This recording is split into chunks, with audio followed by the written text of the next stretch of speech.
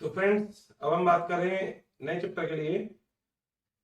Name of chapter is plant kingdom.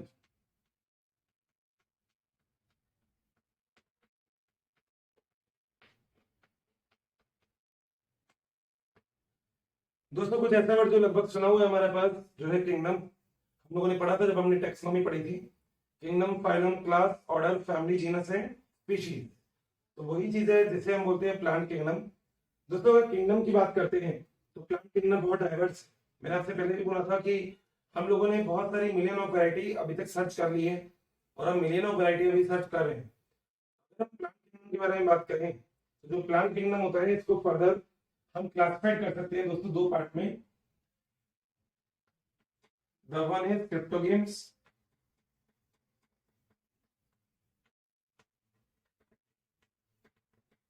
and the other one is phenanogames.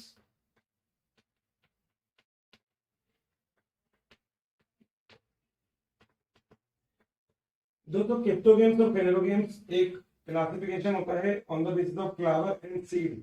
ठीक है, हम cryptogams को आगे भी क्लासिफाइड कर सकते हैं। They are further classified into थेरोफाइटा,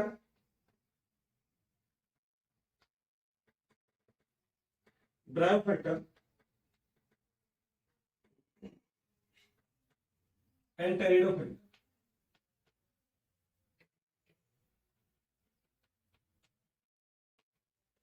थेरोफाइटा को भी अगर देखा जाए तो एक नॉर्मल क्लासिफिकेशन हो सकता है एल्गीज, फंजाई, और एक स्ट्रक्चर यहाँ पे बनती है जिससे हम क्या बोलते हैं, लाइकेंस। एल्गीज को भी हम आगे क्लासिफाइड कर सकते हैं। कौन कौन से पार्ट होते हैं वो भी हम बात करेंगे, जिनमें एक होता है थेलोफाइटा, सॉरी एक होता है Rhodophyceae, Chlorophyceae, थियोफाइसी and ज़ैंथोफाइसी।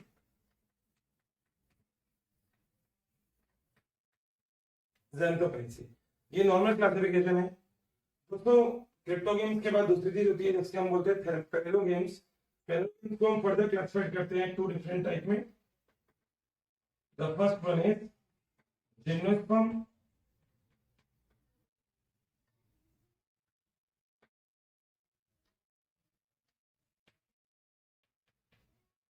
And the next one is angiosperm. Angiosperm का भी आगे क्लासिफिकेशन है मोनोकॉट और डाइकॉट।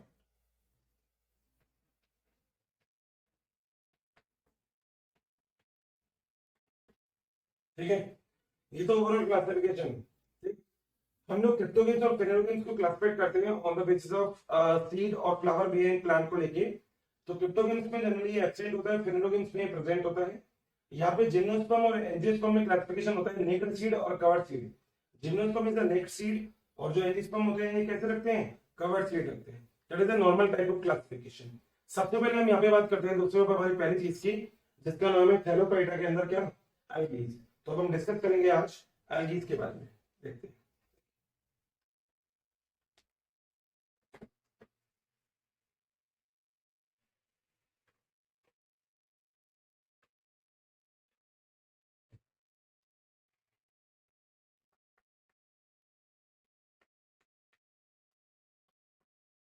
दोस्तों, जनरली अगर हम एल्गी के बारे में बात करें तो देखो, एल्गी के अंदर जो टिश्यू सिस्टम होता है वो एब्सेंट होता है।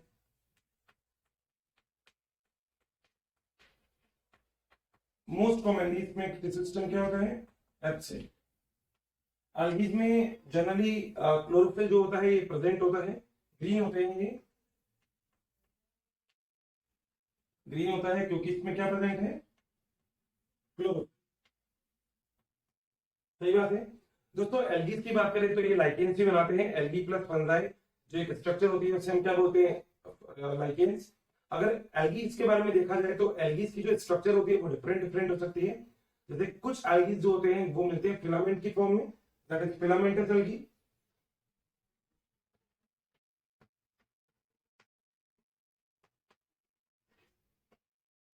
फिलामेंटस। दोस्तों, फिलामेंटस एल्गी वो एल्गी होते हैं जो एग्जैक्टली अगर देखा जाए तो स्ट्रक्चर वाइज वो प्रॉपर एक फिलामेंट की फॉर्म में मिलेंगे। ठीक है, एग्जांपल हमारे पास है, जैसे स्पायरो वगैरह की हम बात करें, एक्टोकार्पस की बात करें, आइदर द यूलोथ्रिक्स।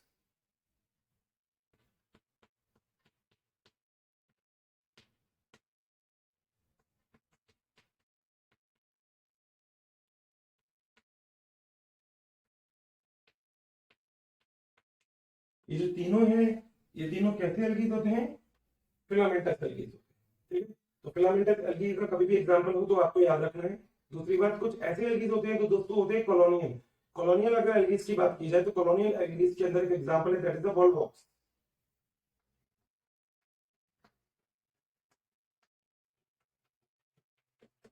तो वॉल्वॉक्स एक example of the colonial algae. ठीक है, तो जनरली एल्गीज में इन दोनों चीजों के बाद आगे देखते हैं कि जो रिप्रोडक्शन होता है एल्गीज के अंदर वो कौन से टाइप का मिलता है। वेजिटेटिव रिप्रोडक्शन की अगर मैं बात करता हूं तो वो मिलता है फ्रेगमेंटेशन के थ्रू। रिप्रोडक्शन कौन सा? वेजिटेटिव,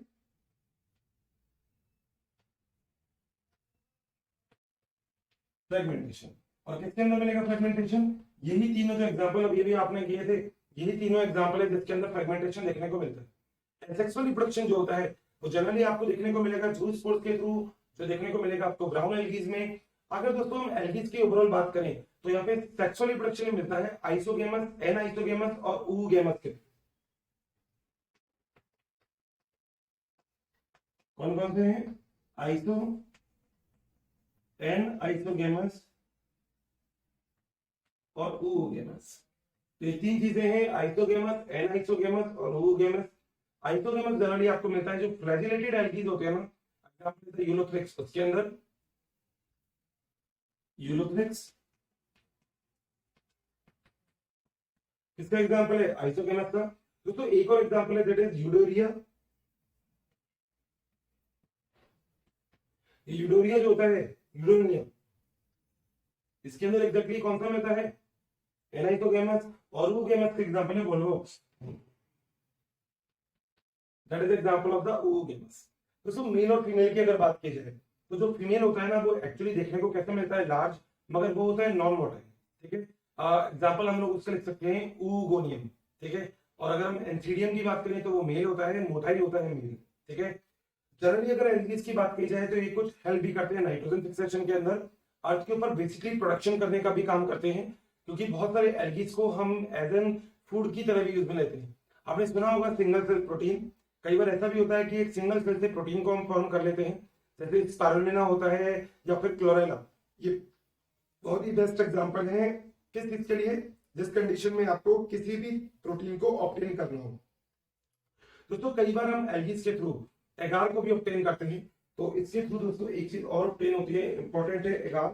दोस्तों एगार एक होता है न्यूट्रिएंट मीडियम। आप लोगों को पता होना चाहिए, जैसे लेबोरेटरी में जब हमें किसी भी सेल को ग्रो करवाना होता है तो ग्रो करवाने के लिए, उस सेल को लेबोरेटरी में ग्रो करवाने के लिए हमको एक प्रॉपर मीडियम देना पड़ता है, and that medium is called as nutrient media और कल्चर मीडिया। तो यही कल्चर मीडिया होता है जिसके अंदर वो पर्टिकुलर सेल ग्रो कर जाते हैं। सपोज करिए आज आपके पास बायोलॉजी है, तो आपके पास जो ग्रोथ होगी ना आपकी, वो बायोलॉजी लेक्चर से ही होगी। अगर मैं आपसे बात करूं मैथ्स के लेक्चर की, तो उस लेक्चर के अकॉर्डिंग आपकी ग्रोथ नहीं होगी। दैट इज द थिंग, ये वो चीज है जो जरूरत है। तो अगर आप कभी भी लेबोरेटरी के अंदर ग्रोथ करवाना चाहते हो किसी भी सेल को, तो एक बहुत अच्छा मीडियम आप लोग प्रिपेयर कर सकते हो। कौन सा? एगार, एगार मीडियम। Got it? ठीक है, अब हम बात करते हैं कि कितने टाइप की एल्गीज हमारे सामने होती है। सबसे पहले दोस्तों अब यहाँ पे जिस एल्गीज के बारे में बात करेंगे that is the rhodophyceae. Rhodophyceae, दोस्तों rhodophyceae is called as red algae. आप कहेंगे कैसे याद रखेंगे?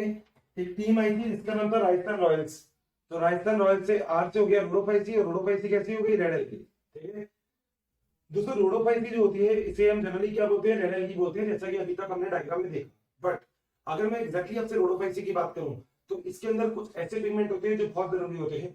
जैसे इसके अंदर दोस्तों प्रेजेंट होता है फाइकोराइसिन, इसके अंदर क्लोरोफिल ए और क्लोरोफिल डी प्रेजेंट होता है। तो याद रखना है आपको, chlorophyll a and chlorophyll D इसमें प्रेजेंट होता है, और रेड कलर देने के लिए इसमें प्रेजेंट होता है फाइकोराइसिन। तो फाइकोराइसिन से एग्जैक्टली इसका जो कलर होता है वो कौन सा कलर होता है? रेड। जनरली अगर देखा जाए तो सेक्सुअल रिप्रोडक्शन में इसकी जो कंडीशन होती है वो होती है oogemus के टाइप की। सी वगैरह के अंदर ये नॉर्मली आपको मिल सकता है, जैसे सी वगैरह होते हैं उसके अंदर नॉर्मल आप इसकी प्रेजेंस देख सकते हो।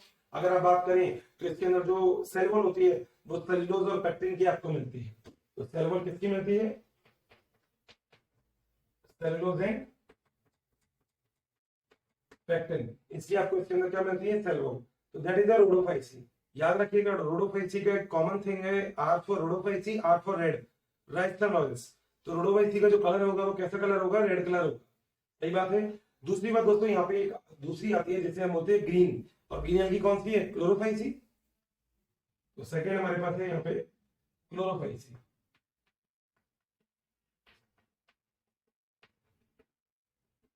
कौन सी एल्गी होती है, ग्रीन। तो सीजी का मतलब होता है चंडीगढ़। एक छोटा सा एग्जांपल हम लोग यहाँ पे याद रख सकते हैं, सीजी, सीजी का मतलब चंडीगढ़। तो चंडीगढ़ का मतलब क्या हो गया, C for chlorophyceae and G for green. तो क्लोरोफाइसी जो होता है ये ग्रीन होता है। इसके बाद दोस्तों अगर देखा जाए तो सबसे अच्छा एग्जांपल हमारे पास है, दैट इज द क्लोरेला। आपने सुना भी होगा, क्योंकि जो कैल्विन साइकिल है, तो कैल्विन साइकिल जो डिस्कवर किया गया जिसके अंदर, that is example of chlorella. तो एक बात तो याद रखिएगा, इंपॉर्टेंट है इसके अंदर, कि जो कैल्विन साइकिल है वो दोस्तों डिस्कस किसके अंदर किया गया, क्लोरेला के अंदर। ये वही क्लोरेला है जिसके थ्रू आप लोग सिंगल सेल प्रोटीन को ऑब्टेन करते हो, लार्ज अमाउंट में आप प्रोटीन को ऑब्टेन कर सकते हो। ठीक है दोस्तों, अगर आप बात करें हम क्लोरोफाइसी के अंदर स्टोर करने की फूड को, तो दोस्तों फूड स्टोर किसकी फॉर्म में होता है, स्टार्च की फॉर्म में। किसकी फॉर्म में स्टार्च होगा, मतलब किसकी फॉर्म में स्टोर होगा, स्टार्च की फॉर्म में। सेल वॉल आपको पता ही है, जो इसकी सेल वॉल होती है वो बनी होती है सेलुलोज और पैक्टिन की।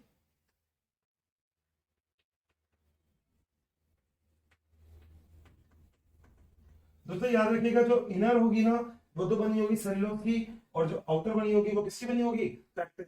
तो इनर जो सेल वॉल बनी होगी वो बनी होगी सेलुलोज की, और आउटर किससे बनी होगी, पैक्टिन की। सेक्सुअल रिप्रोडक्शन की बात करें तो दोस्तों वो होता है फ्रेगमेंटेशन के थ्रू।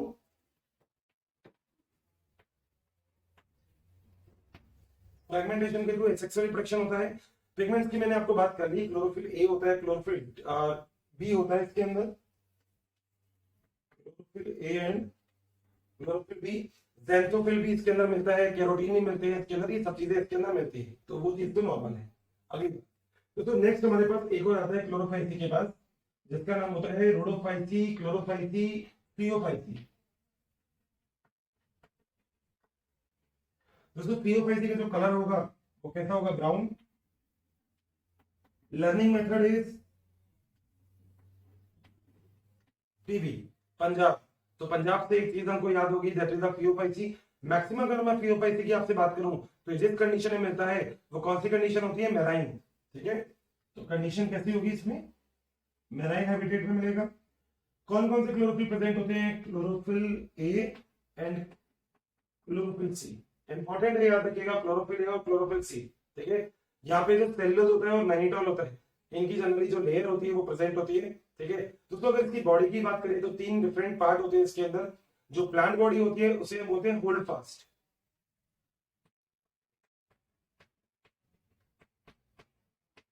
मतलब वर्किंग एज अ रूट। अगर देखा जाए तो होल्ड फास्ट किसकी तरह वर्क करती है, रूट की तरह वर्क करती है इसके अंदर होल्ड फास्ट। तो second thing is called as stripe. Stripe जो होता है वो एक तरह से फूड को ट्रांसपोर्ट करने के अंदर हेल्प करता है, वर्किंग एज ए स्टेम। और दोस्तों किसको ट्रांसपोर्ट करने में हेल्प करेगा, फूड। तो ट्रांसपोर्ट किसको हेल्प करेगा, फूड को ट्रांसपोर्ट करने में हेल्प करेगा। दोस्तों तीसरी चीज होती है वो फोटोसिंथेटिक ऑर्गन होता है, that is the leaf. Photosynthetic organ.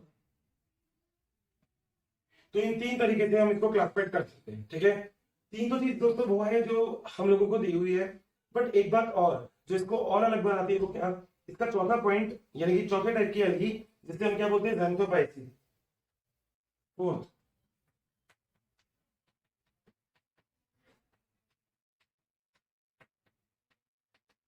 दोस्तों ज़ैंथोफाइसी को याद करने का तरीका है एक्स वाई जी। एक्स वाई जी, एक्स से ज़ैंथोफाइसी, वाई से येलो ग्रीन। तो इसका जो कलर होता है वो कैसा होता है, येलो ग्रीन। तो आप लोग देख रहे हैं, जैसे मैंने यहाँ पे लिखा कि ज़ैंथोफाइसी जो है इसका कलर जनरली कौन सा है, येलो ग्रीन है। ठीक है, जनरली ज़ैंथोफाइसी कैसी होती है, यूनिसेलुलर, दोनों ही वाटर में मिल सकती है, फ्रेश में भी और मेराइन। तो फ्रेश वाटर हो चाहे मेराइन वाटर हो, दोनों ही कंडीशन के अंदर आपको क्या मिल सकती है, ज़ैंथोफाइसी। ऑयल और ग्लाइकोजन की फॉर्म में इसके अंदर जो फूड होता है, ऑयल और लिपिड की फॉर्म में इसके अंदर जो फूड होता है वो स्टोर होता है। तो food store in oil and lipid, इसकी फॉर्म में एग्जैक्टली इसके अंदर क्या होता है, स्टोर होता है। और जो नॉर्मल डिवीजन होता है वो किसके थ्रू होता है, सेल डिवीजन। तो नॉर्मल टाइप का डिवीजन होता है जिसके थ्रू ये अपना रिप्रोडक्शन साइकिल कंप्लीट करते हैं। तो सर याद रखिएगा, मैंने नॉर्मल चीज बताई है अभी आपको, जिसके अंदर अभी हमने डिस्कस किया कि जो प्लांट किंगडम होता है उसको आप कैसे क्लासिफाइड करते हैं। प्लांट किंगडम को फ्लावर और सीड के बेस पे आप कह सकते हैं दो डिफरेंट डिफरेंट टाइप में डिवाइड कर सकते हैं, जिसमें एक होता है क्लोरो सॉरी एक होता मतलब दो अलग अलग टाइप के डिवाइड हो सकते हैं, जिनमें अगर एक की बात करें तो उसके अंदर हम लोग थैलोफाइटा, ब्रायोफाइटा और टेरिडोफाइटा की बात करते हैं, और दूसरे की अगर बात करें तो उसके अंदर क्या होते हैं एग्जैक्टली क्रिप्टो गेम्स और फेनेरो गेम्स को हमने पहले क्लासिफाइड कर दिया था। तो क्रिप्टो गेम्स जो होते हैं उसको हमने क्लासिफाइड कर दिया था थैलोफाइटा, ब्रायोफाइटा, टेरिडोफाइटा में, और जो फेनेरो गेम्स थे उसको हमने क्लासिफाइड किया था कितने दो पार्ट में जी, जिम्नोस्पर्म और एंजियोस्पर्म। एंजियोस्पर्म को हम आगे डिवाइड करते हैं मोनोकोट और डायकोट। सबसे पहले हम यहाँ बात करें एल्गीज के बारे में। एल्गीज जो होती है वो आपको दिख रही है कि टिश्यू सिस्टम इसके अंदर क्या होता है, एब्सेंट होता है, ग्रीन होता है, मतलब इसके अंदर प्रेजेंट होता है क्लोरोफिल। फिलामेंटस एल्गीज जो होते हैं उसका एग्जांपल है SEU, that is the spirogyra, ectocarpus and ulothrix. Colonial algae भी हो सकते हैं, दैट इज द वोल्वॉक्स। अगर रिप्रोडक्शन की बात करूंगा तो वेजिटेटिव रिप्रोडक्शन क्या में होता है, फ्रेगमेंटेशन किसके अंदर मिलता है, इन तीनों के अंदर। Sexual reproduction isogamous. Example important है, एनसीईआरटी में जितने भी एग्जांपल दिए होंगे वो बहुत इंपॉर्टेंट है, सो प्लीज सारे एग्जांपल को बहुत आपको अच्छे से याद रखना है। जैसे मैं आपसे पूछ सकता हूँ कि यहाँ पे यूलोथ्रिक्स जो है इसके अंदर कौन से टाइप का मिलता है सेक्सुअल रिप्रोडक्शन, तो आप बोल सकते हैं आइसोगेमस। तो जो टाइप मिलता है दैट इज आइसोगेमस, ठीक है, ऊगेमी वॉल्वॉक्स के अंदर मिलता है। तो ऐसे आप कुछ एग्जांपल हैं जो आप इसको लर्न कर सकते हैं। कितने टाइप की होती है रोडोफाइसी, कलर कैसा होता है रेड, राजस्थान रॉयल। दूसरा होता है चंडीगढ़ सीजी, कलर कैसा होगा ग्रीन। तीसरा होगा क्लोरोफाइसी, सॉरी क्लोरोफाइसी चंडीगढ़ हो गया, ग्रीन हो गया। तीसरा होगा phaeophyceae, colour brown, PB Punjab. चौथा होगा xanthophyceae, colour xanthophyceae yellow green, XYZ xanthophyceae, ठीक है। और इन सबके क्लासिफिकेशन डन। मैं आपसे पहले भी बोल चुका हूँ एनसीईआरटी के अकॉर्डिंग अपन देख रहे हैं, और अगर आपको लगता है कोई भी पर्टिकुलर पॉइंट जो अभी आपको क्लियर नहीं है तो प्लीज मुझे कमेंट बॉक्स में जरूर बताएं, ठीक है। मैंने आपको पहले भी बोला था कि उसके लिए या तो हम एक अलग से वीडियो बनाएंगे या फिर मैं आपको कमेंट बॉक्स के अंदर ही उस चीज पर्टिकुलर चीज को क्लियरिफाई कर दूंगा। Got it. बट याद रखिएगा मैंने जो इंपॉर्टेंट चीज बताई जैसे 11 के बारे में अभी आपको बता चुका हूँ, ठीक है। क्या माइक्रोब्स को अगर आप इन विट्रो कंडीशन के अंदर कभी भी आप जानते हो इन विवो और इन विट्रो, तो लेबोरेटरी कंडीशन में जब आप माइक्रोब्स को ग्रोथ करवाना चाहते हो तो उसके लिए कल्चर मीडिया आपको देना पड़ता है, जैसे आपने पढ़ा हुआ है मोरासजी एंड स्कूल, ठीक है। ऐसे ही हम लोग इसको स्पेस फूड की तरह भी उसमें लेते हैं, क्लोरेला जो होता है। तो स्पेस के अंदर एक्चुअली देखा जाए तो पूरा का पूरा सिस्टम नहीं लेके जाते हैं हम कि यहाँ से पूरा फूड का सिस्टम लेके चले गए। हम क्या करते हैं उस पर्टिकुलर चीज को अपने पास लेके जाते हैं जिस चीज की हमको रिक्वायरमेंट है। प्रोटीन होता है थोड़ा सा लेके बॉडी की न्यूट्रिएंट रिक्वायरमेंट जो होती है उसको हम फुलफिल कर लेते हैं। गॉट इट, समझ में आ रही बात। चलिए आगे चलते। तो दोस्तों बात करते हैं आज अभी हम फ्रेंड्स अभी तक हम लोगों ने बात की हुई है प्लांट किंगडम में क्रिप्टो गेम्स और फेनेरो गेम्स के बारे में। क्रिप्टो गेम्स को अगर आप देखेंगे तो मैंने उसमें थैलोफाइटा, ब्रायोफाइटा और टेरिडोफाइटा में इसको क्लासिफाइड किया था। थैलोफाइटा में हमने एल्गीज को बहुत अच्छे से डिस्कस कर लिया है, जिसमें हम लोगों ने बात की थी वहां पे कि वहां पे जो एल्गीज है वो rhodophyceae, xanthophyceae, phaeophyceae and chlorophyceae type की होती है। अभी हम यहाँ पे दूसरी कैटेगरी की बात करते हैं जिसका नाम है ब्रायोफाइट्स और ब्रायोफाइटा।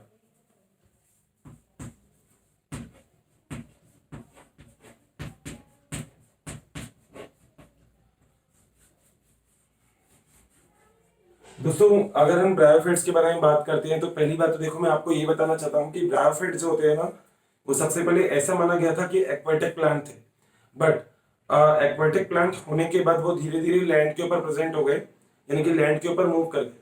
उसका एक बहुत बड़ा रीजन था, उसका एक रीजन ये था कि हम लोगों ने जब ब्रायोफाइट्स को स्टडी किया तब हमको पता लगा कि इसमें बहुत सारे ऐसे कैरेक्टरिस्टिक्स हैं जो एक एक्वाटिक प्लांट में देखने को मिलते हैं।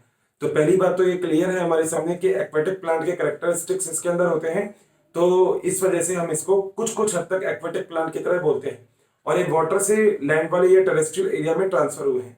पहली बात तो ये।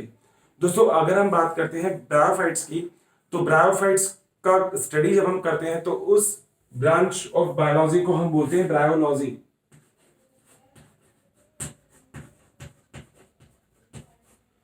तो ब्रायोलॉजी का मतलब होता है स्टडी ऑफ ब्रायोफाइट्स, ठीक है। अगर हम फादर की बात करें तो father of Indian bryology is a Kashyap, and father of whole bryology उनका नाम है हेडविग। तो हेडविग और कश्यप हम लोगों ने दो साइंटिस्ट पढ़ लिए इंडियन ब्रायोलॉजी के बारे में, और दूसरी बात किसके लिए, नॉर्मल जो फादर ऑफ ब्रायोलॉजी है ना उनके बारे में। दोस्तों ब्रायोफाइट्स जो होते हैं ना ये जनरली बहुत स्मॉल हाइटेड प्लांट होते हैं, इनके अंदर प्रॉपर तरीके से रूट स्टेम्स वगैरह का डेवलपमेंट नहीं होता। बट सबसे इंपॉर्टेंट चीज जो ब्रायोफाइट्स होते हैं ये वैस्कुलर जो बंडल्स होते हैं या हम बोल सकते हैं जो वैस्कुलर टिश्यू होते हैं, vascular tissue I am talking about the xylem and phloem. तो इसके अंदर दोस्तों ये वैस्कुलर टिश्यू क्या होते हैं, एब्सेंट, यानी कि इनके अंदर जाइलम और फ्लोएम एब्सेंट होते हैं, क्योंकि देखो हाइट ज्यादा नहीं होती, बहुत शॉर्ट हाइटेड प्लांट होते हैं, तो इतनी ऊपर तक हाइट जब नहीं है तो कहीं ना कहीं नीचे ही सारा का सारा जो वाटर वगैरह है उसको यूटिलाइजेशन कर लिया जाता है। और इसके लिए जो बेसिक इसके अंदर हेल्प करता है that is the parenchyma.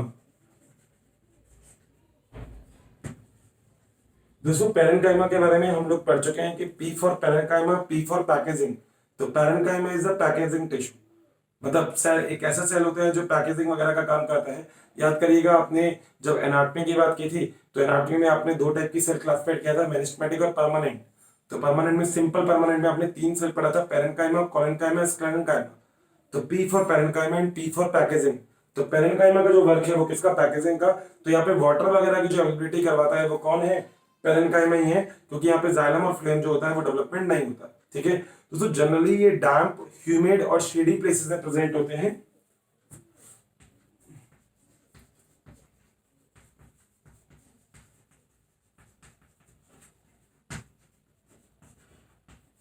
Shady, तो ये वो प्लेस होते हैं जिनके अंदर जो ब्रायोफाइट्स हैं वो हमें जनरली मिलते हैं। तो डैम जो प्लेसेस होते हैं, शेडी प्लेसेस होते हैं, या फिर ह्यूमिड जहां पे मिलती है ना थोड़ी सी, उस जगह पे अगर देखा जाए तो ये मिलते हैं हमें। ब्रायोफाइट्स को एक इंपॉर्टेंट टर्मिनोलॉजी हम लोगों ने दी है जिसका नाम है एम्फीबियन ऑफ प्लांट किंगडम। तो ब्रायोफाइट जो होते हैं उसे एम्फीबियन ऑफ प्लांट किंगडम भी बोलते हैं।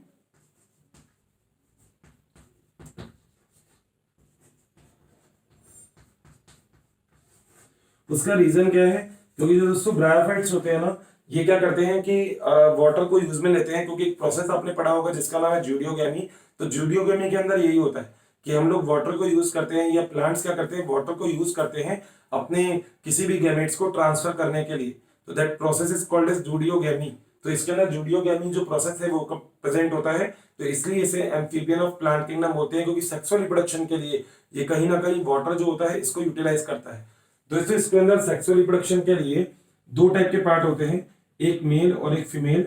जो मेल होता है this is the antheridia and female one is archegonia. तो दो चीज होती है यहाँ पे, एंथ्रीडिया और आर्किगोनिया। दोस्तों जो एंथ्रीडिया और आर्किगोनिया होता है, इसमें जो एंथ्रीडिया है ये है मेल रिप्रोडक्टिव पार्ट, और जो आर्किगोनिया है दैट इज अ फीमेल। तो एक मेल होता है एक फीमेल होता है। गॉट इट, यहां तक इनफेक्ट लगभग लगभग आपको सारी बात क्लियर होगी। ठीक है आगे चलते हैं। दोस्तों हम अगर बात करते हैं तो ब्रायोफाइट्स में जो मेन प्लांट बॉडी होती है वो मेन प्लांट बॉडी होती है हैप्लॉइड। मैं सारे इंपॉर्टेंट पॉइंट्स की यहाँ पे आपसे बात कर रहा हूं। तो मेन प्लांट बॉडी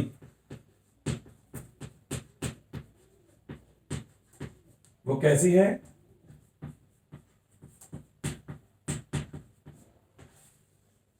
हैप्लॉइड है इसके अंदर मेन प्लांट बॉडी। तो मेन प्लांट बॉडी जो ब्रायोफाइट्स होते हैं इनके अंदर मेन प्लांट बॉडी हैप्लॉइड होती है। ठीक है, तो मेन प्लांट बॉडी इसके अंदर हैप्लॉइड हो गई। अगली बात हम लोग देखो दोस्तों जब मेन प्लांट बॉडी की बात करते हैं तो यहाँ पे दो स्ट्रक्चर, एक रूट लाइक स्ट्रक्चर भी यहाँ पे मिलती है जैसे हम होती है राइजोइड्स। राइजोइड्स एक्चुअली यूनिसेलुलर और मल्टीसेलुलर दोनों ही तरीके से मिल सकता है हमें। तो यहाँ पे अभी हम एक और वर्ड यहाँ पे लिख सकते हैं दैट इज राइजोइड्स। और राइजोइड्स हमें कैसे मिल सकते हैं, हमें राइजोइड्स मिल सकते हैं यूनिसेलुलर भी, और राइजोइड्स हमें कैसे मिल सकते हैं, मल्टीसेलुलर भी। तो अगर मैं यूनिसेलुलर और मल्टीसेलुलर की बात करूंगा तो आपने सेल वाले चैप्टर में भी इनफैक्ट ये चीज पढ़ी है कि single number of cell is present and more than one number cell is present. तो जब सिंगल और एक से ज्यादा नंबर ऑफ सेल प्रेजेंट होती है तो यहाँ पे हम यूनिसेलुलरिटी और मल्टीसेलुलरिटी को फॉर्म करते हैं। और जो राइजोइड स्ट्रक्चर है वो एक्चुअली यूनिसेलुलर और मल्टीसेलुलर अलग अलग तरीके से दिखता है। जैसे अगर हम बात करते हैं दोस्तों रिक्सिया की, रिक्सिया, तो रिक्सिया का एग्जांपल है जो है यूनिसेलुलर राइजोइड्स को कंटेन करते हैं। और if you are talking about the mosses, तो मोसेस के अंदर क्या होता है, मल्टीसेलुलर। तो यानी कि मल्टीसेलुलर राइजोइड्स जो होते हैं वो इसके अंदर प्रेजेंट होते हैं। गॉट इट, बातें कुछ कुछ हद तक लगभग लगभग क्लियर होगी। ठीक है आगे चलते हैं दोस्तों अगर मैं सेक्स की बात करता हूं तो मैं आपसे बोल सकता हूं कि इसके अंदर एक प्रॉपर तरीका होता है सेक्सुअल रिप्रोडक्शन का, जिसके अंदर जो प्लांट होते हैं वो मोनोशियस और डायोशियस किसी भी तरीके के हो सकते हैं। अगर हम डायोशियस की बात करते हैं तो एक एग्जाम्पल हमारे सामने इंपॉर्टेंट रहता है यहाँ पे, जिसका नाम है मार्केंशिया। तो जो मार्केंशिया है वो एक एग्जाम्पल है, जिस एग्जाम्पल को हम लोग डिस्कस करते हैं कि इसके अंदर जो प्लांट है वो कैसा है, डायोशियस है। याद रखिएगा मोनोशियस और डायोशियस का मतलब क्या होता है।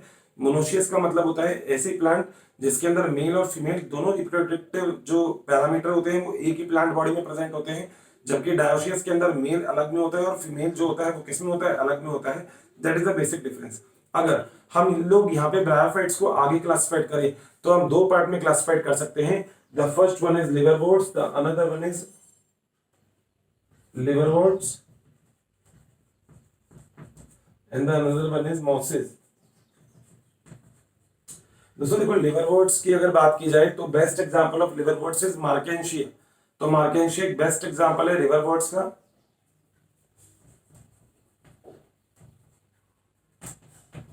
मार्केंशिया, ठीक है। मार्केंशिया मैंने जैसे अभी आपको बताया कि जो मार्केंशिया होता है ये डायोशियस होता है, याद रखिएगा, क्योंकि हम लोग ना अभी एक छोटे से प्रोसेस की बात कर रहे हैं जिसका नाम है रिप्रोडक्शन। तो रिप्रोडक्शन में हम लोग अगर नॉर्मल रिप्रोडक्शन की बात करें तो उसे हम बोलते हैं वेजिटेटिव, और वेजिटेटिव रिप्रोडक्शन में यहाँ पे दो अलग अलग टाइप की कैटेगरी होती है, जिसमें एक सिंगल कैटेगरी होती है उसे हम बोलते हैं गैमा कप, ठीक है। अनदर कैटेगरी होती है फ्रेगमेंटेशन। अगर मैं गैमा कप की बात करता हूं तो जो गैमा कप वाला जो स्ट्रक्चर अगर हम बात करते हैं तो वो मार्केंशिया का ही एक इंपॉर्टेंट कैरेक्टरिस्टिक्स होता है। तो प्लीज इस चीज को याद रखिएगा। अगर दोस्तों मैं सेकंड यहाँ पे एग्जांपल बात करता हूँ मोसेस की, तो मोसेस में हमारे पास दो एग्जांपल हैं। The first example is the sphagnum, the another one example is, एक और एग्जांपल है जिसका नाम है फ्यूनेरिया। तो two example is Funaria and sphagnum.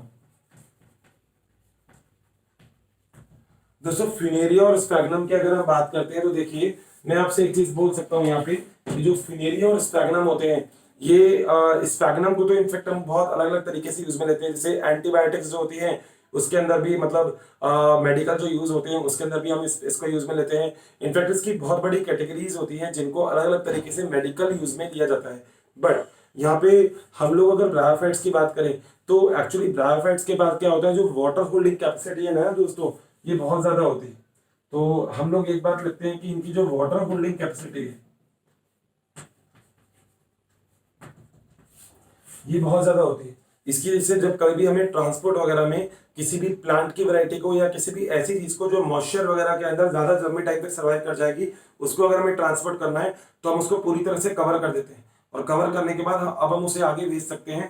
तो ये चीज आती है जो वाटर होल्डिंग कैपेसिटी इसकी इंक्रीज करती है। Got it? चीजें क्लियर है?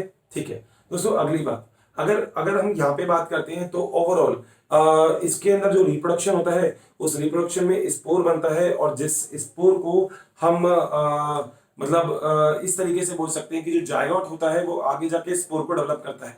मैं एक बहुत छोटा सा पैरामीटर आपको यहाँ पे बता रहा हूँ कि यहाँ पे एक्चुअली क्या होता है, जो प्लांट बॉडी होती है, जो प्लांट बॉडी होती है मेन प्लांट बॉडी वो एग्जैक्टली गेमेटोफाइटिक जो प्लांट बॉडी होती है ये डेवलप करती है दो चीज, जिसमें एक होता है एंथ्रीडिया और एक होता है आर्किगोनिया। तो ये दो चीज डेवलप हो जाते हैं, एंथ्रीडिया और आर्किगोनिया। अब हम लोगों को पता है कि जो एंथ्रीडिया है वो है मेल रिप्रोडक्टिव पार्ट और जो आर्किगोनिया है वो है फीमेल रिप्रोडक्टिव पार्ट। अब एंथ्रीडिया और आर्किगोनिया दोनों के दोनों हैप्लॉइड है जैसा कि हम लोग जानते हैं। अब होगा क्या दोस्तों, जो आर्किगोनिया है इससे तो सिंथेसाइज होता है एग सेल और एंथ्रीडिया से एंथ्रोजोइड्स डेवलप होते हैं। तो आर्किगोनिया और एंथ्रीडिया आगे जाके कंबाइन करके जायगोट को फॉर्म करता है, और we know everyone that zygote is a 2n। तो 2n जो होता है वो क्या होते हैं, जायगोट होते हैं। फाइनली ये जो जायगोट होता है अभी ये डिप्लॉयड स्टेज में है। जानते हैं ना आप डिप्लॉयड स्टेज क्या होती है, जहाँ पे नंबर ऑफ क्रोमोसोम जो होते हैं आपको पता है n और n। स्मॉल n से मैंने आपको पहले भी बोला था कि स्मॉल n से आप नंबर ऑफ क्रोमोसोम को डिनोट करते हैं और कैपिटल N से आप लोग डिनोट करते हैं नंबर अमाउंट ऑफ डीएनए, यानी कि कितना डीएनए है। ठीक है, तो दो हैप्लॉइड सेल क्या बना लेती है, डिप्लॉयड बना लेती है। फाइनली जो जायगोट है इससे दोस्तों किसका फॉर्म होगा, एम्ब्रियो। ठीक है, तो जो जायगोट है ये आगे जाके किसका फॉर्म करेगा, एम्ब्रियो का। अब एम्ब्रियो से दोस्तों स्पोरोजेनस सेल का फॉर्मेशन होता है, स्पोरोजेनस सेल। तो एम्ब्रियो से जो सेल बनेगी वो क्या है, स्पोरोजेनस सेल, और स्पोरोजेनस सेल से स्पोर मदर सेल बनती है, और ये भी सेल कैसी होती है, 2n। ठीक है, अब इसमें एक्चुअली क्या होता है, जर्मिनेशन के दो मेथड हो सकते हैं, मतलब जब इससे स्पोर बनते हैं तो जर्मिनेशन के दो मेथड हो सकते हैं। पहला मेथड जो जर्मिनेशन का होता है उसके अंदर तो या तो ये सीधा एक प्लांट बॉडी को जर्मिनेशन कर लेता है, that is a direct kind of germination. तो या तो ये यहाँ से डेवलप करता है स्पोर, तो दोस्तों एक चीज हो जाती है that is a direct germination. Direct germination में क्या बन जाता है यहाँ पे, प्लांट बॉडी या तो डायरेक्टली जर्मिनेट कर लेगा।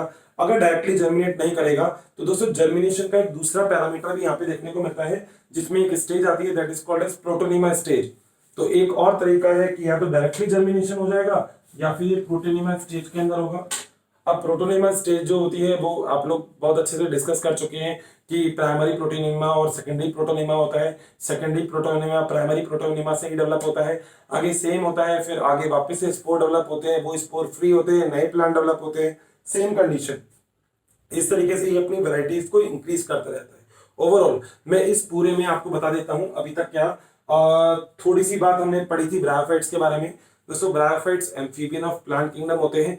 ब्रायोफाइट्स सेक्सुअल रिप्रोडक्शन के लिए जूडियोगेमी प्रोसेस को यूज में लेते हैं, जिस प्रोसेस का मतलब होता है कि यहाँ पे जो स्पोर होते हैं वो वाटर के थ्रू मूव करते हैं। तो यहाँ पे जो मेल जो होता है ना वो एक्चुअली वाटर के थ्रू मूव करके फीमेल बॉडी तक इजीली पहुंच सकता है, मतलब आप ऐसा कह सकते हैं। और दूसरी बात यहाँ पे सबसे अच्छी बात ये कि जो ब्रायोफाइट्स होते हैं इसके अंदर वैस्कुलर टिश्यू होता है वो एब्सेंट होता है, प्रॉपर डेवलपमेंट नहीं हो पाता इसका। तो हमने जब एवोल्यूशन की बात भी की थी तो हम भी बोलते हैं इनका प्रॉपर डेवलपमेंट नहीं है, मगर ये फिर कुछ कुछ हद तक थैलोफाइटा से या नॉर्मल जो प्लांट की लोअर वेराइटीज है उनसे कुछ हद तक डेवलप होते हैं। फाइनली ब्रायोफाइट्स के अंदर हम लोगों ने बात की थी जो मेल होता है वो एंथ्रीडिया होता है, एंथ्रोजॉइड डेवलप करते हैं। जो फीमेल होता है वो आर्किगोनिया होता है, जो एक्स डेवलप करते हैं, दोनों फर्टिलाइज हो जाते हैं तो जायगोट का फॉर्मेशन होता है। जायगोट आगे जाके एम्ब्रियो का फॉर्मेशन करता है और उससे स्पोर मदर सेल यहाँ पे हमने बताया था वो बनती है। स्पोर मदर सेल से स्पोर का फॉर्मेशन होता है। दो टाइप के प्रोसेस हो गए, पहला प्रोसेस या तो वो सीधा प्लांट बॉडी को डेवलप करेगा और दूसरा प्रोसेस वो प्लांट बॉडी को डेवलप नहीं करके प्रोटोनिमा स्टेज में जाता है। तो ये प्रोटोनिमा के बाद भी सेम प्रोसेस आगे कंटिन्यू होता रहता है। ठीक है, यूजेस अभी हमने आपको बताए मेडिकल के अंदर एज एन एंटीसेप्टिक हम इसको यूज में लेते हैं। हम इसको एज एन एंटीसेप्टिक मतलब आप कह सकते हैं कि किसी भी जगह पे अगर कोई भी प्रॉब्लम या इन्फेक्शन वगैरह हो जाता है तो उसको सही करने के लिए भी हम इसको यूटिलाइज कर सकते हैं। ठीक है, तो this thing is called as a bryophytes. Hope समझ में आया होगा, कोई दिक्कत? Thank you. बात करते हैं क्रिप्टोगेम्स में नेक्स्ट कैटेगरी जिसका नाम है टेरिडोफाइट। दोस्तों अभी तक हमने प्लांट किंगडम में थैलोफाइटा और ब्रायोफाइटा को डिस्कस किया। As we discuss about the thallophyta and bryophyta, हम लोगों ने एक बात देखा है यहाँ पे कि थैलोफाइटा से कुछ डेवलप ब्रायोफाइटा और नो डाउट अब ब्रायोफाइटा से जो ज्यादा डेवलप होगा वो क्या होगा, pteridophyta.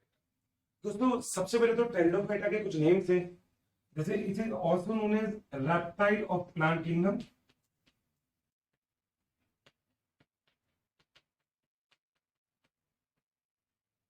Second one is it is known as botanical snake.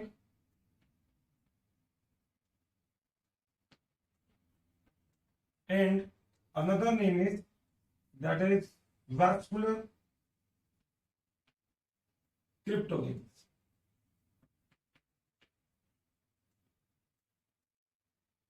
Because इसमें जाइलम और फ्लोएम तो प्रेजेंट होता है, मगर जाइलम में वेसिक और जो फ्लोएम होता है इसमें कंपेनियन सेल, इसमें क्या होती है एब्सेंट। ठीक है, अगर हम इसमें सेक्सुअल रिप्रोडक्शन की बात करें तो सेक्सुअल रिप्रोडक्शन होता है oogamous टाइप का।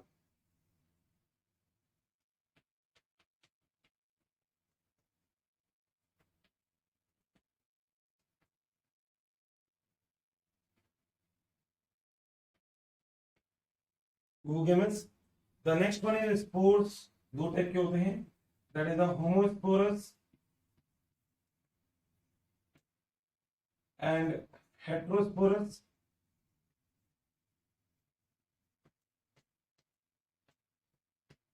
होमोस्पोरस एंड हेट्रोस्पोरस, इनके अंदर फोटोसिंथेसिस के लिए जो लीफ प्रेजेंट होती है उन लीफ का कई बार साइज बड़ा होता है, that's why the leaf is called as tropophyllous. मतलब फोटोसिंथेसिस तो करती है वो मगर साइज बड़ा होता है।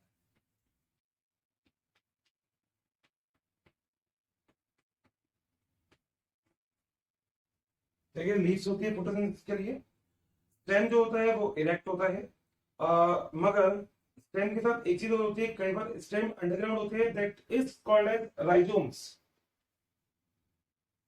या इधर इरेक्ट। और अगर स्टेम अंडरग्राउंड होगा तो that is known as rhizome. Generally pteridophyta में जो वैस्कुलर बंडल होते हैं जाइलम और फ्लोएम, वो कॉन्सेंट्रिक टाइप का होता है।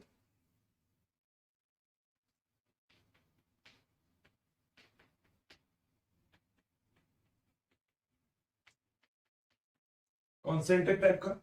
सेकेंडरी ग्रोथ इसके अंदर एब्सेंट होती है, मगर आइसोइड्स में सेकेंडरी ग्रोथ प्रेजेंट होती है।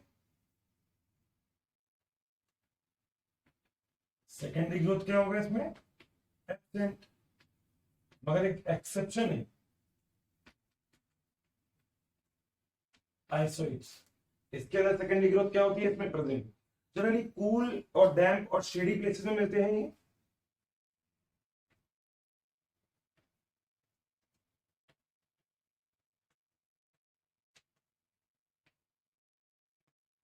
स्टडी को टेरिडोलॉजी कहते हैं, और साइंटिस्ट जिन्होंने टेरिडोफाइटा नेम को बताया था, वो name of scientist is hacker.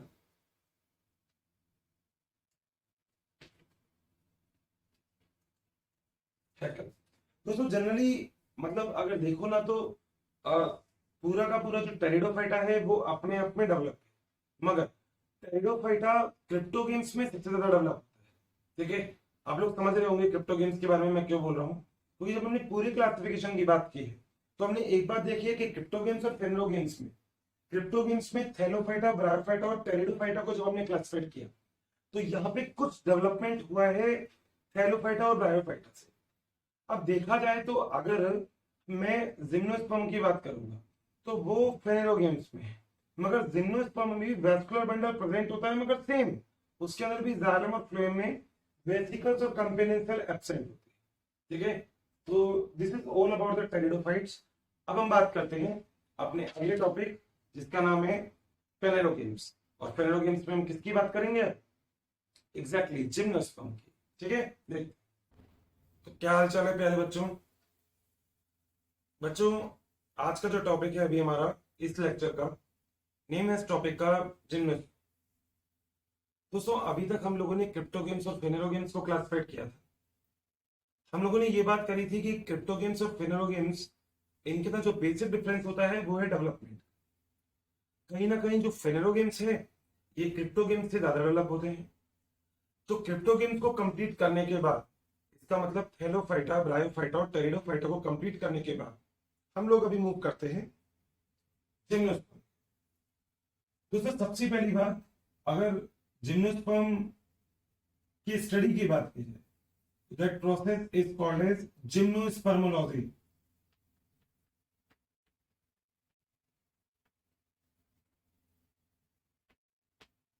जैसे हम लोगों ने पढ़ा है बायोलॉजी, ऐसी एक ब्रांच होती है जिस ब्रांच का नाम क्या है? जिम्नोस्पर्मोलॉजी। सबसे पहले जिम्नोस्पर्मोलॉजी, अगर हम टर्म की बात करें, जिम्नोस्पर्म टर्म की बात करें, तो साइंटिस्ट थियोफर्स्टस, जिनको सबसे पहला क्रेडिट इसके ऊपर जाता है। जिम्नोस्पर्म अपने आप को स्पेसिफिक रखते हैं, क्यों? क्योंकि इनके अंदर जो सीड होते हैं वो नेक्ड होते हैं, तो नेक्ड सीड कंटेन करते हैं, नेक्ड सीड। बस दोस्तों नेक्ड सीड के बाद एक और चीज कि इनके अंदर जो फ्रूट होता है वो एब्सेंट होता है। फ्रूट इसके अंदर क्या होता है? एब्सेंट। तो फ्रूट होता है इसके अंदर एब्सेंट, और जो सीड होते हैं वो कैसे होते हैं इसके अंदर? नेक्ड। सही बात है। अगर जिम्नोस्पर्म को ओवरऑल हम करें तो इसके अंदर स्पोर्स प्रेजेंट होते हैं। जो स्पोर्स मेगा स्पोर्स और माइक्रो स्पोर्स होते हैं, यानी कि मेगा स्पोर्स का मतलब स्पोर्स का साइज बड़ा होता है, micro spores size wise small होते हैं। तो यहाँ पे बात होती है mega spores and micro spores की।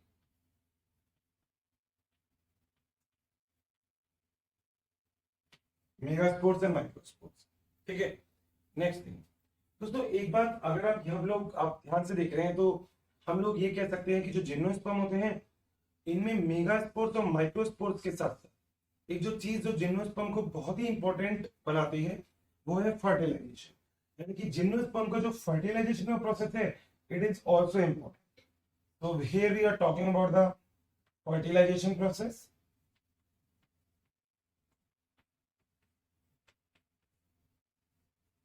हम लोग जानते हैं फर्टिलाइजेशन का मतलब क्या होता है, fusion of gametes, that is called as fertilisation.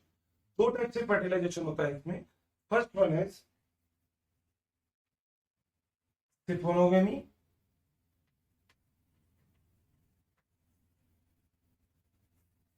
and the second one is judeosiphonogamy।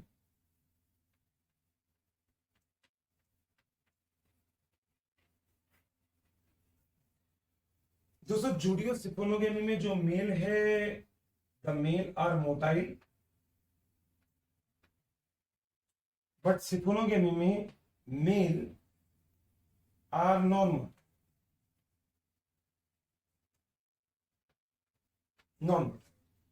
जुडियोगेमी generally जो प्लांट की या जिम्नोस्पर्म की लोअर वैरायटी होती है उनके अंदर प्रेजेंट होते हैं। ऑन द अनदर हैंड सिफोनोगेमी जो होती है ये प्लांट के जो हायर प्लांट होते हैं, हायर जिम्नोस्पर्म होते हैं, उन्हें प्रेजेंट होता है। तो these are present in the higher gymnosperm, while judeosponogamy is present in lower kind of gymnosperm। The next thing, दोनों के अंदर ही pollen tube का फॉर्मेशन होता है, ये बात याद रखिएगा, ये सिमिलरिटी है इन दोनों में। If I am talking about the judeosponogamy, if I am talking about the spongogamy, इन दोनों ही प्रोसेस में डेवलपमेंट किस चीज का होगा, pollen tube का। लाइफ साइकिल इसमें डिप्लॉन्टिक होती है। So here we can mention that is a diplontic life cycle।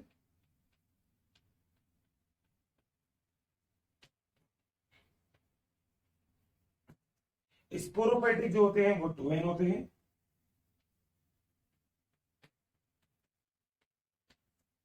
मगर एक चीज जो जिम्नोस्पर्म को सबसे अलग बनाता है वो क्या, तो जिम्नोस्पर्म में जो जाइलम होता है वो डेवलप होता है, मगर जाइलम के अंदर टेरिडोफाइट की तरह वेसिकल्स एब्सेंट होती है।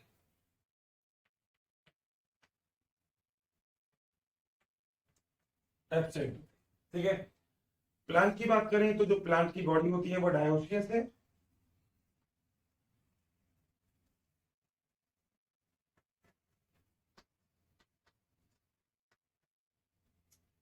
कैसा है प्लांट बॉडी, तो चले जरा आगे। तो फ्रेंड्स अभी तक हम लोग बात कर चुके हैं प्लांट किंगडम में क्रिप्टोगेम्स और फेनेरोगेम्स। क्रिप्टोगेम्स को हमने थैलोफाइटा, ब्रायोफाइटा, टेरिडोफाइटा में क्लासिफाइड किया था। फेनेरोगेम्स को हमने क्लासिफाइड कर दिया था जिम्नोस्पर्म और एंजियोस्पर्म। सो आफ्टर जिम्नोस्पर्म अब हम बात कर रहे हैं एंजियोस्पर्म्स के बारे में। दोस्तों एंजियोस्पर्म्स का मतलब क्या होता है, सबसे पहले तो एंजियोस्पर्म का मतलब होता है कि एक ऐसे प्लांट जिसके अंदर जो सीड हो वो कैसा हो, कवर्ड, ठीक है। तो पहली बात एंजियोस्पर्म के लिए दैट इज कवर्ड सीड। तो इसके अंदर जो सीड होते हैं वो कैसे होते हैं, कवर्ड होते हैं। ये बात बहुत इंपॉर्टेंट है और आप सब लोगों को ये बात याद रखनी है, ठीक है। दोस्तों हम इसको जनरली एंथोफाइटी भी कहते हैं। इसका मतलब एक ऐसे प्लांट जिसके अंदर कवर्ड सीड वगैरह प्रेजेंट हो। इसका एक नेम और एंथोफाइटी, ANTHOPHYTA, ठीक है। अर्थ के ऊपर इसका डिस्ट्रीब्यूशन बहुत ही वास्ट है, ये बहुत ही वास्ट डिस्ट्रीब्यूटेड है, डाइवर्सिटी इसके अंदर बहुत ज्यादा है। तो सेकंड एग्जाम पॉइंट हमारे पास हो सकता है that is about the distribution.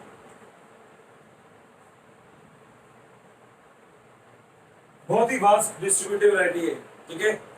तीसरी बात दोस्तों इसमें ओव्यूल कवर्ड होता है ओवरी के थ्रू।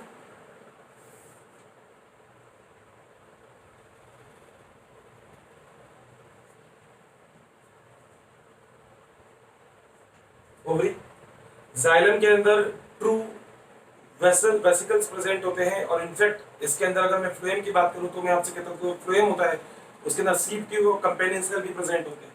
तो यहाँ पे इसके अंदर जाइलम और फ्लोएम प्रॉपर डेवलपमेंट होता है, यानी कि वेस्कुलर बंडल प्रॉपर डेवलप होते हैं, जाइलम एंड फ्लोएम। तो वेसिकल्स प्रॉपर डेवलप होती है जाइलम के अंदर तो ये टू जाइलम हम कह सकते हैं। फ्लोएम में C3 भी प्रेजेंट होती है और कंपेनियन सेल भी प्रेजेंट होती है, ठीक है। जनरली अगर बात करें तो जो लाइफ साइकिल होती है वो होती है इसकी डिप्लॉन्टिक। तो जो लाइफ साइकिल है फ्रेंड्स, वो कैसा लाइफ साइकिल है इसका?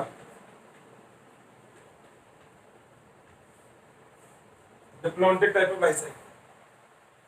अगर मैं यहाँ पे बात करता हूँ प्लांट की, तो प्लांट में जो मेल गैमेट जो मेल होता है ना, मतलब अगर मैं बात करूँ मेल और फीमेल सेक्स ऑर्गन की, तो जो मेल गैमेट्स होते हैं दोस्तों, वो male gametes generally non motile होते हैं और नॉन फ्लैजिलेटेड होते हैं। तो जो मेल गैमेट है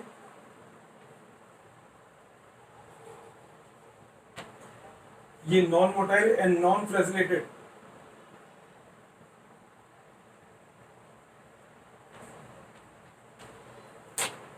एंड नॉन फ्लैजिलेटेड।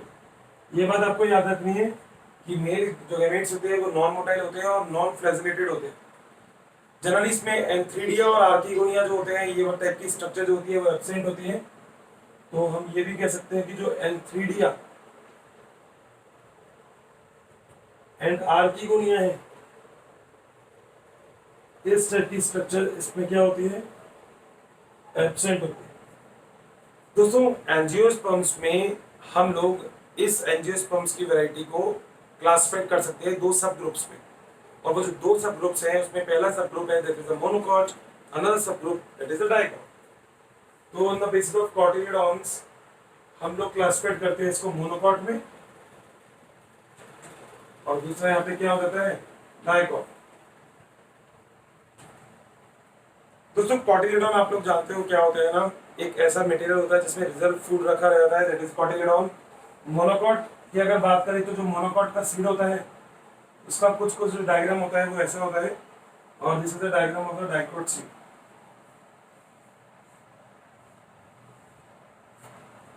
आप देख रहे हैं यहाँ पे टू कॉटिलिडॉन प्रेजेंट है, that is the dicot. Single cotyledon present है, दिस इज द मोनोकॉट। इसको मत मानिएगा, I am talking about this. Single cotyledon present है, स्टार्च की फॉर्म में प्रेजेंट होता है यहाँ पे मटेरियल, और यहाँ पे एक लेयर प्रेजेंट होती है। Layer is made up from the protein, that protein is aleurone. Aleurone protein का एक लेयर प्रेजेंट होता है।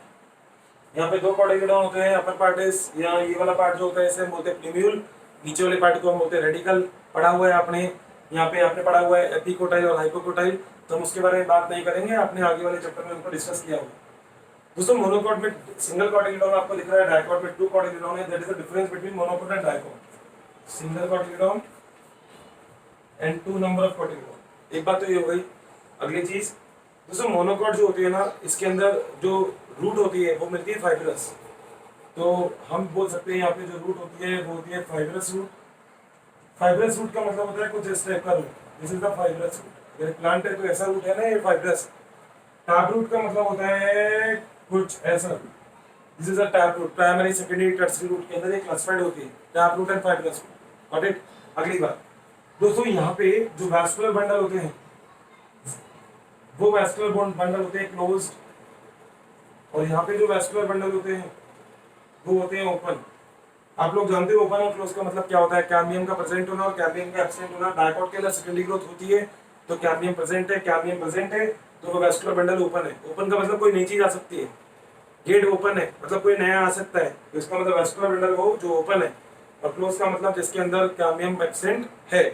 अगली चीज दोस्तों, वैस्कुलर बंडल जो होता है वो इसके अंदर स्कैटर्ड मिलता है, जबकि इसके अंदर जो वैस्कुलर बंडल होता है दोस्तों वो पूरा का पूरा एक अरेंज होता है, एक रिंग मैनर में अरेंज होता है। तो एक रिंग मैनर का अरेंजमेंट जो होता है, तो वैस्कुलर बंडल का अरेंजमेंट किसमें मिलता है आपको? डाइकोट में। जबकि मोनोकॉट के अंदर इस तरह का रिंग का जो अरेंजमेंट होता है वो आपको नहीं मिलता है। ठीक है, आगे इसके अंदर और देख लेते हैं। तो लीफ की बात करें तो यहाँ पे तो पैरेलल वेरिएशन होती है मोनोकॉट में, जबकि डाइकोट में जो लीफ की वेरिएशन होती है that variation is called as reticulate. तो रेटिकुलेट टाइप की जो वेरिएशन होती है वो होती है डाइकोट में, जबकि मोनोकॉट में पैरेलल वेरिएशन मिलती है। तो that is the difference. Flower जो पेटल्स वगैरह है उसके पर भी डिफरेंसेस होते हैं, तो ऐसे बहुत सारे डिफरेंसेस हम मोनोकॉट और डाइकोट में कर सकते हैं। हाँ, 3 की फॉर्म में अगर डबल हो रहे हैं, 3 या 3 से मल्टीप्लाई कर रहे हैं तो वो तो मोनोकॉट है, और 4 और 5 के नंबर में मल्टीप्लाई करते हैं तो क्या होता है, डाइकोट होता है। तो ऐसे आप डिफरेंसेस कर सकते हैं, it is a monocot and dicot. ठीक है, इनफैक्ट ये पूरा का पूरा सिनेरियो कंप्लीट होने के बाद मैं आपसे कुछ बातें यहाँ पे जरूर बोलूंगा। दोस्तों 2-3 इंपॉर्टेंट स्पेशल पॉइंट है जो इनफैक्ट आपको याद रखने चाहिए इस पूरे चैप्टर के अंदर। वो ये कि जो एल्गीज होते हैं उन एल्गीज के अंदर हम नॉर्मल नंबर ऑफ क्रोमोसोम की बात करते हैं तो दैट इज अ 2। और एक और है जो जिसका नाम है नेट्रियम, NETRIUM, जिसके अंदर नंबर ऑफ क्रोमोसोम अप्रोक्स 592 तक नंबर ऑफ क्रोमोसोम हो सकते हैं। तो याद रखिएगा नेट्रियम और एल्गी, तो एल्गी के अंदर तो हो गए 2 और नेट्रियम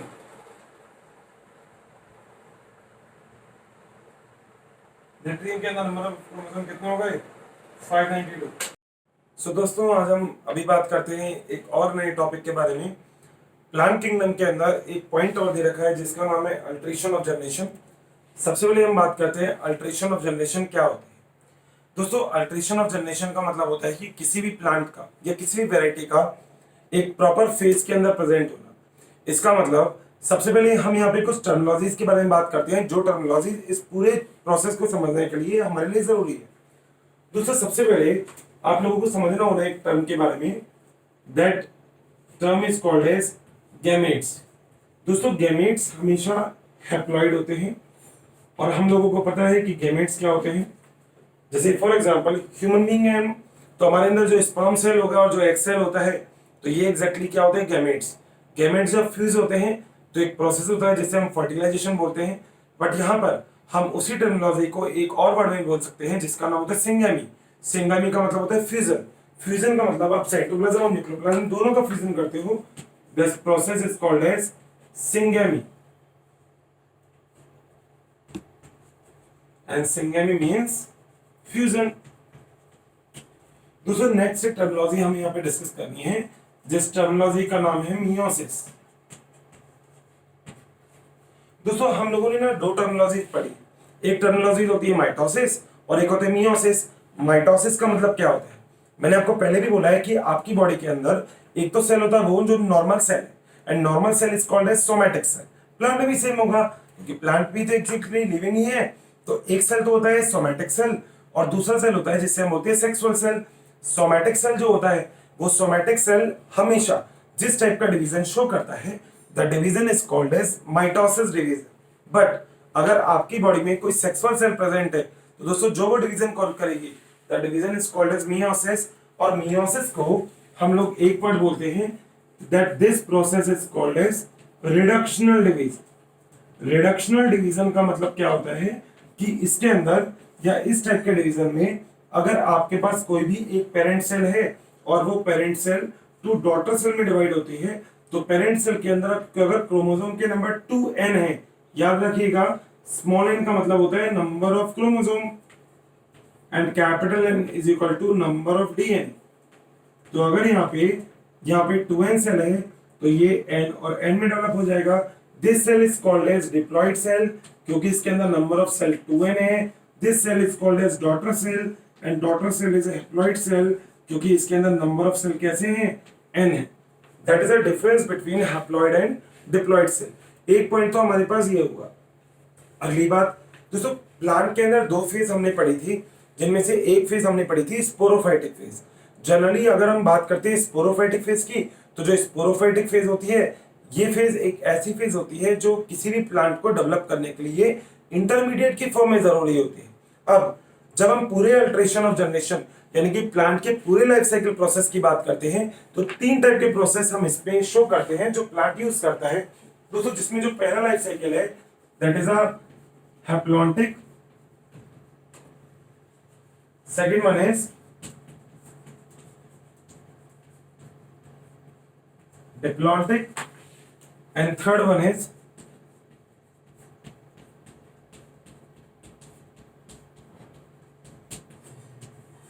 हैप्लोडिप्लॉन्टिक। अब लगभग आपको देखो लग तो रहा होगा कि सर हमने हैप्लॉन्टिक और डिप्लॉन्टिक वर्ड में कुछ वर्ड तो हमको मिल रहे हैं, जैसे हैप्लॉन्टिक में हमें मिल रहा है हैप्लॉइड, डिप्लॉन्टिक में हमें मिल रहा है डिप्लॉइड। तो दोस्तों सेम यहाँ पे है, हैप्लॉन्टिक फेज वो फेज होती है जिसमें जो हैप्लॉइड फेज होती है वो डोमिनेंट होती है, यानी कि जो एन फेज है ना ये डोमिनेंट फेज होगी, that phase is called as haplontic phase. तो हैप्लॉन्टिक के अंदर कौन सी फेज डोमिनेंट होगी, हैप्लॉइड जो होगी ये डोमिनेंट होगी। Haploid phase is dominant.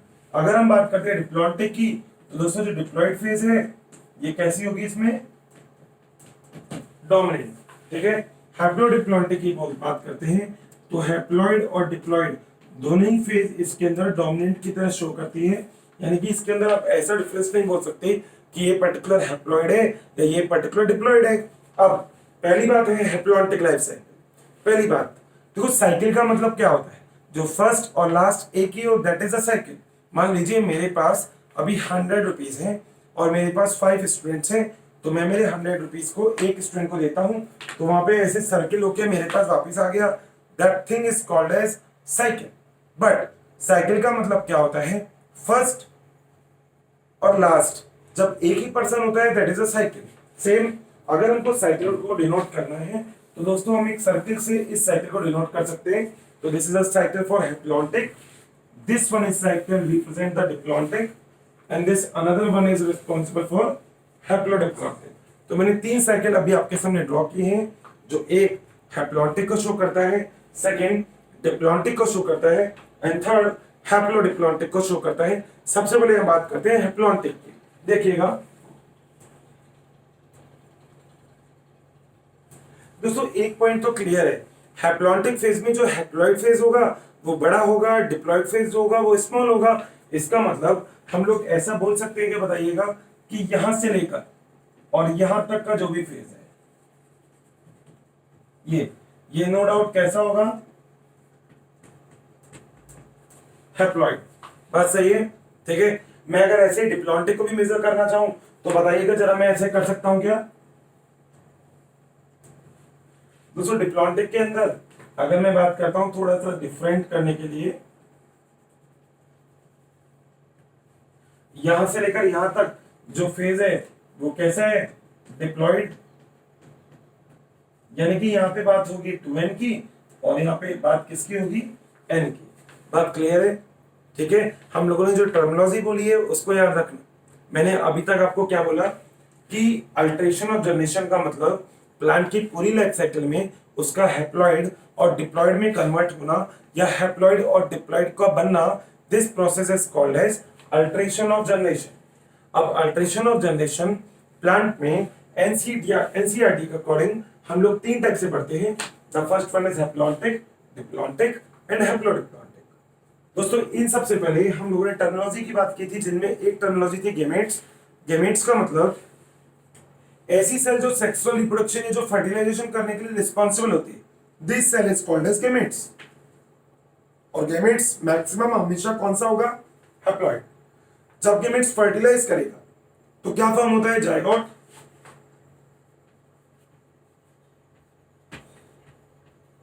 और जो जायगोट होगा तो उसके बनने के लिए जो प्रोसेस जरूरी है, that is the syngamy. Complete fusion जो हो जाता है ना 2 सेल का, that process is the syngamy. The next one is, this one is called as meiosis. Meiosis is called as reductional division. Half number of cell, आपकी body में 2 cell होता है, सोमैटिक सेल और सेक्सुअल सेल। सोमैटिक सेल में mitosis, जिसके अंदर बनने वाली 2 डॉटर सेल में नंबर ऑफ क्रोमोसोम पेरेंट के इक्वल होता है।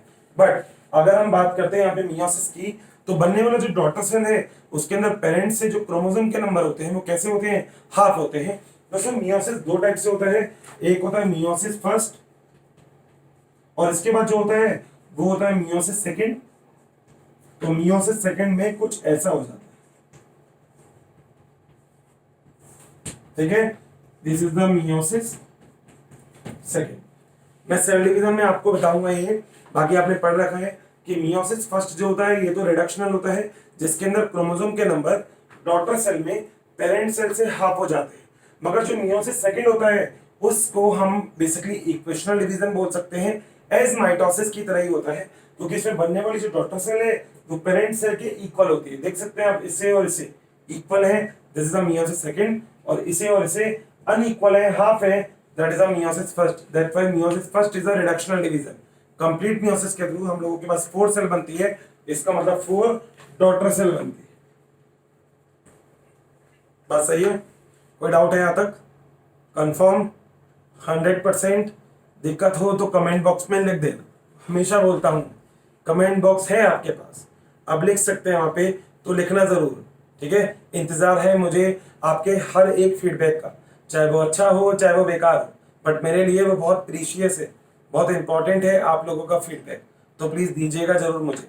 ठीक है दोस्तों, हम बात करते हैं हैप्लॉन्टिक की। मैंने अभी बोला हैप्लॉन्टिक नेम सजेस्ट करता है कि हैप्लॉइड फेज बड़ा होता है, हैप्लॉइड फेज डोमिनेंट होता है, that's why the phase is called as haplontic. Diplontic, diploid phase बड़ा होगा, डिप्लॉइड फेज डोमिनेंट होगा, that's why the phase is called as diplontic.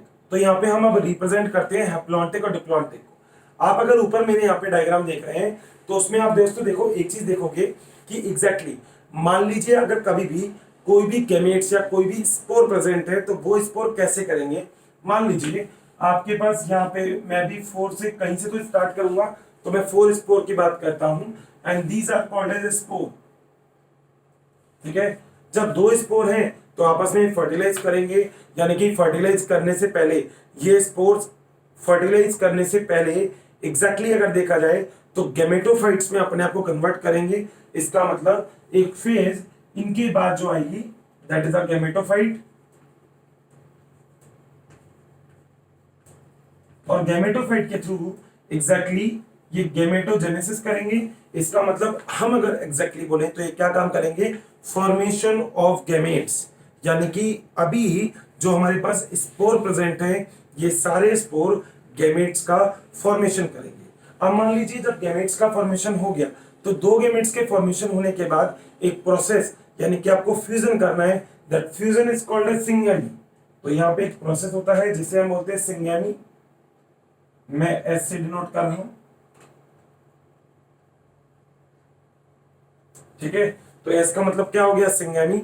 जैसे ही सिंगेमी होगा इसका मतलब फ्यूजन होगा, तो एन एन मान लीजिए 2 गैमेट्स हैं और ये 2 गैमेट्स आपस में फ्यूज करते हैं, तो जो सिंगेमी के बाद जो सेल बनता है वो एग्जैक्टली कैसा होगा, 2n, और इस सिंगेमी के बाद क्या फॉर्म होगा, Z फॉर जायगोट। मैं प्रॉपर आपको टर्मिनोलॉजी बता रहा हूं यहाँ पे देखिएगा, एस मतलब है syngamy and Z is equal to क्या है, जायगोट। सही है, जैसे ही ये सब हो जाएगा तो फाइनली आपके पास जो भी सेल होगा इस पर्टिकुलर सेल में वापस से कौन सा प्रोसेस होगा, मियोसिस। और मियोसिस आपको बताया था, मियोसिस फर्स्ट और मियोसिस सेकंड। फर्स्ट के बाद 2 haploid cell, next 4 haploid cell form होगी। इसका मतलब सिंगल से ये 2 सेल फॉर्म हो गया और इन 2 सेल से फाइनली ये 4 सेल फॉर्म हो गई and these cell are spores and spores are, nature कौन सा है स्पोर्स का, बिल्कुल सही है, हैप्लॉइड है। गैमेट्स भी कैसे होते हैं, हैप्लॉइड होते हैं। जायगोट कैसा होता है, डिप्लॉइड होता है। आप लोग देख रहे हैं डोमिनेंट फेज, यानी कि ज्यादा डोमिनेंट फेज या ज्यादा आपको जो दिख रहा है यहाँ पे फेज, वो कौन सा है, हैप्लॉइड है डिप्लॉइड है, हैप्लॉइड है ना, एग्जैक्टली इसलिए हम इसे क्या बोलते हैं, हैप्लॉन्टिक लाइफ साइकिल। क्या बोलते हैं, हैप्लॉन्टिक लाइफ साइकिल। तो in the haplontic life cycle haploid phase is dominant, और ये हैप्लॉन्टिक लाइफ साइकिल हमें कुछ एग्जांपल्स और याद रखने पड़ेंगे, that is spirogyra and volvox.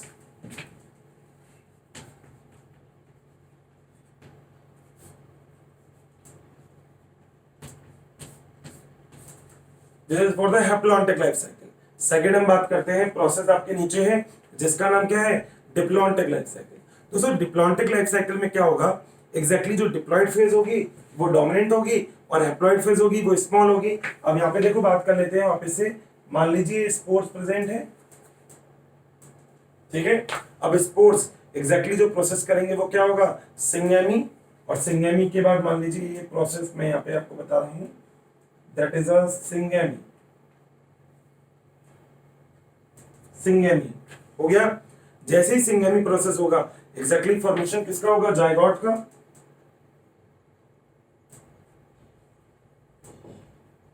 बताओ तो जायगोट कैसा होता है, आप सबको पता है जायगोट कैसा होता है, 2n। जायगोट से क्या होंगे, स्पोरोफाइट्स बनेंगे, और स्पोरोफाइट्स भी कैसे होंगे, 2n। ठीक है, और स्पोरोफाइट से सेम प्रोसेस गैमेट्स का फॉर्मेशन यानी कि गैमेटोजेनेसिस होगा। इसका मतलब यहां से अब जो गैमेट्स का फॉर्मेशन होगा ये गैमेटोजेनेसिस। तो यहां तक जो फेज आपको डोमिनेंट दिख रही है, this phase is called as diploid and that's why this cycle is called as diplontic life cycle.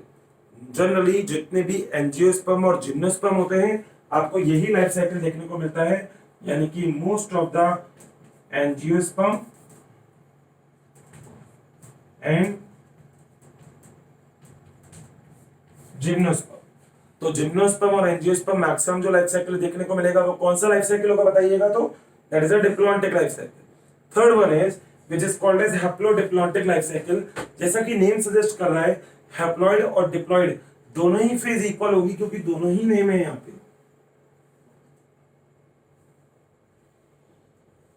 दिख रहा है आपको जैसा मैंने बताया, बट यहाँ पे प्रोसेस भी एग्जैक्टली सेम है। क्या प्रोसेस है? वही है आपके पास एग्जैक्टली देखा जाए तो जायगोट बनेगा, जायगोट के बाद गेमेटोफाइट्स होंगे, वो सब कुछ मैं यहाँ पे आपको ड्रॉ करता हूं। देखिए मैं यहाँ पे बोल रहा हूँ सिंगेमी, सही है, क्लियर है। सिंगेमी के बाद एग्जैक्टली क्या होगा? जायगोट का फॉर्मेशन होगा, गॉट इट। जायगोट के बाद क्या डेवलप होंगे? स्पोर, सही बात है। एग्जैक्टली इन तीनों फेज की बात करूंगा तो कैसी है ये? 2n, जायगोट भी 2n होता है, स्पोर भी। अभी तो जब तक स्पोर का फॉर्मेशन होने के मियोसिस होता है उससे पहले तक तो ये भी 2n ही है। फाइनली इसके बाद नीचे की तरफ 4 स्पोर आ जाएंगे, सही है। सारे कैसे होंगे? n। सेम फिर दोस्तों गैमेटोजेनेसिस वगैरह ये सारा प्रोसेस होगा। ये गैमेटोजेनेसिस हो रहा है, यानी गैमेट्स का फॉर्मेशन, वापस से सिंगेमी, एग्जैक्टली सब कुछ सेम टू सेम चल रहा है। दोस्तों रेड एल्गीज की अगर हम बात करें, हम ब्राउन एल्गीज की बात करें, जैसे मैं लेमिनेरिया की अगर आपसे बात करता हूं, जिसको हम लेमिनेरिया को हम ब्राउन एल्गी बोलते हैं, या मैं बात अगर आपसे करता हूं रेड एल्गी की, तो ब्राउन एल्गी, रेड एल्गी सब में हैप्लोडिप्लॉन्टिक लाइफ साइकिल देखने को मिलता है। तो ब्राउन एल्गी का एक एग्जांपल है, एग्जांपल मैंने अभी आपको बताया, that example is the laminaria.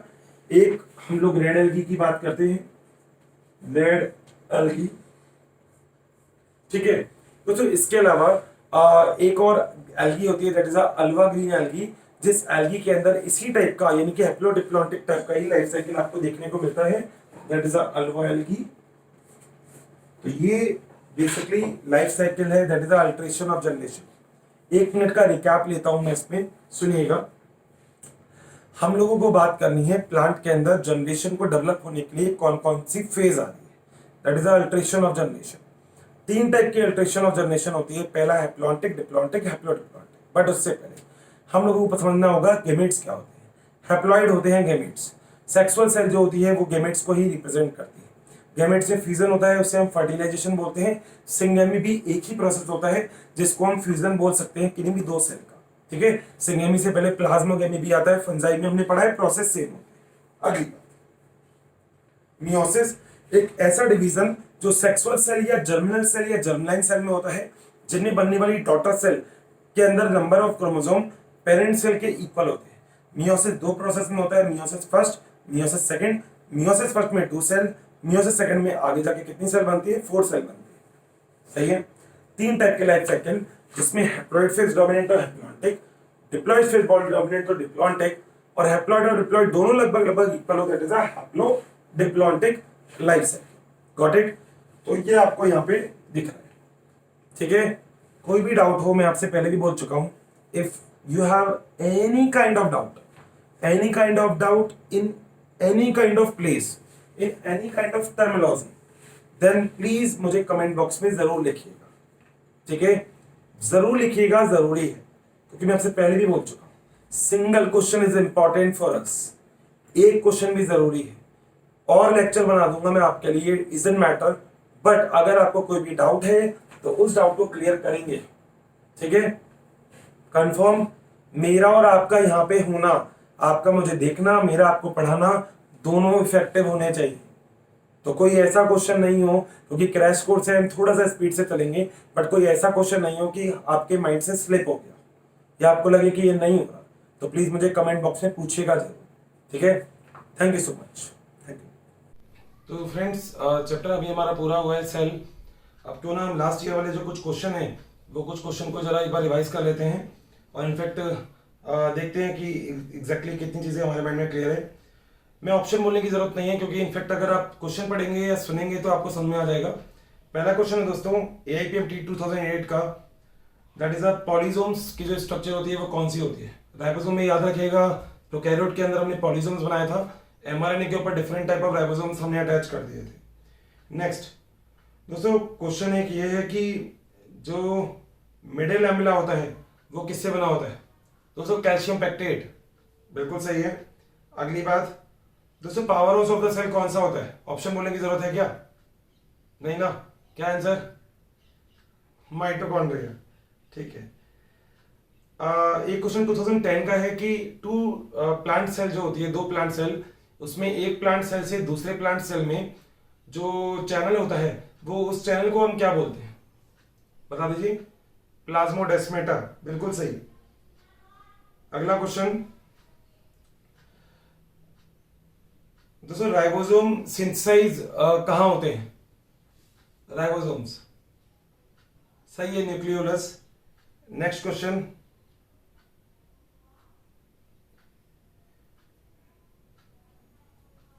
Cell organelle within the cell, cell within the cell मतलब ऑर्गेनल ऐसा कौन सा होता है? क्वेश्चन ये है कि which one of the following structure is an organelle within an organelle, एक ऑर्गेनल के अंदर एक दूसरा ऑर्गेनल होता है।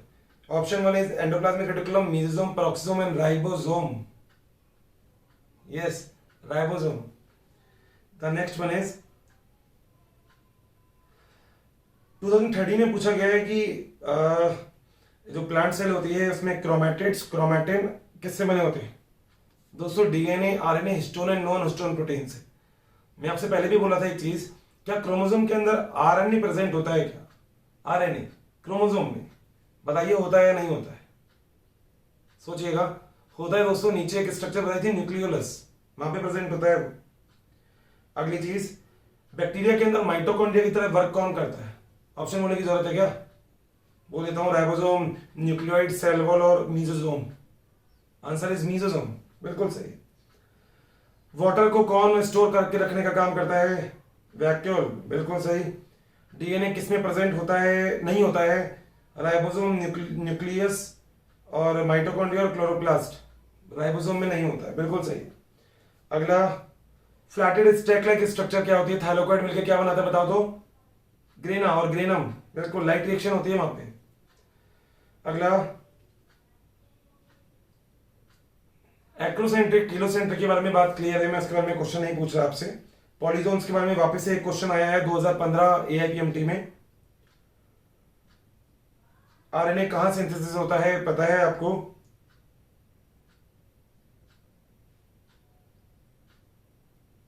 पॉलीजोम्स के बारे में वापस से क्वेश्चन आ गया। और एक endoplasmic reticulum, smooth endoplasmic reticulum और लफ एंडोप्लाज्मिक रेटिकुलम का वर्क क्या होता है? आप लोग लगभग सब जानते हो। स्मूथ का वर्क क्या होता है? Lipid synthesise. और रफ का वर्क क्या होता है? प्रोटीन को सिंथेसाइज करना, क्योंकि रफ में क्या प्रेजेंट होता है? Ribosome, that is the rough endoplasmic reticulum. Got it? Clear है? फिर भी अगर आपसे कोई भी क्वेश्चन नहीं हो रहा है तो प्लीज या तो कमेंट बॉक्स में या कैसे भी मुझे कांटेक्ट करके मेरे तक क्वेश्चन भेजें, तो उसको हम फिर हाथों हाथ सॉर्ट आउट कर देंगे। ठीक है? Thank you so much, thank you, best of luck.